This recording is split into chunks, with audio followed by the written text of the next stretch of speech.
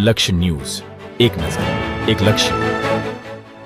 કલોલ જાગો જાગો ટોલ પ્લાઝાના અધિકારીઓ હવે તો જાગો ત્યાં સુધી ઊંઘતા રહેશો. કલોલ શહેરના હાઈવે ઉપર આવેલા બળિયાદેવના મંદિર પાસે સર્વિસ રોડ પર વરસાદી પાણી ભરાઈ જાય છે. જિલ્લા કેટલાય વર્ષોથી વરસાદનું એક ઝાપટું પડે અને ત્યાં તો અહીં ઢીચણ સમાણા પાણી ભરાઈ જાય છે. દિવસો સુધી પાણીનો નિકાલ કરવામાં આવતો નથી. પાણીનો નિકાલ કરવાની ટોલ પ્લાઝા અધિકારીઓની એજન્સીની જવાબદારી છે અને એજન્સીઓ આ બાબતે કોઈ પણ જાતના નક્કર પગલાં લેતી નથી, જેને કારણે અહીંથી હજારો લોકો પરેશાન થઈ રહ્યા છે. આ બાબતે કાયમી નિકાલ લાવવામાં આવે તેવી માંગ ઉઠવા પામી છે. વરસાદના પાણી ભરાઈ રહેતા લોકોને પારાવાર મુશ્કેલીઓ પડી રહી છે.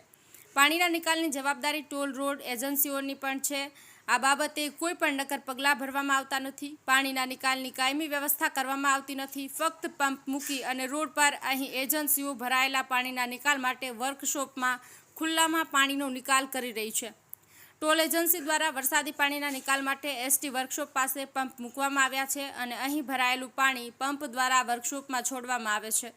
વર્કશોપમાં છોડવામાં આવતું પાણી વર્કશોપમાં થઈને પાછળ પંચવટી વિસ્તારમાં આવેલા ઓરડાના ખુલ્લા પ્લોટમાં જાય છે, જેના કારણે પંચવટી વિસ્તારમાં રહેતા નાગરિકોમાં પણ ભારે રોષ જોવા મળી રહ્યો છે.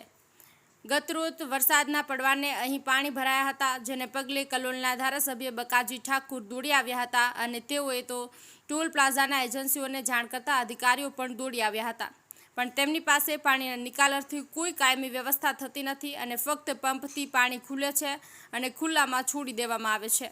ત્યારે આ બાબતે ટોલ પ્લાઝા એજન્સીઓ દ્વારા વરસાદી પાણી ભરાઈ રહે અને તેને કાયમી નિકાલ કરવામાં આવે તેવી લોક માંગ પણ ઉઠવા પામી છે, પરંતુ ટોલ પ્લાઝાના અધિકારીઓને કાયમી ધોરણે આનો નિકાલ કરવામાં કોઈ રસ ન દેખાતો હોય તેવું દેખાઈ રહ્યું છે અને ફક્ત પંપ મૂકીને પાણીનો નિકાલ કરવામાં જ રસ હોય તેવું લાગી રહ્યું છે.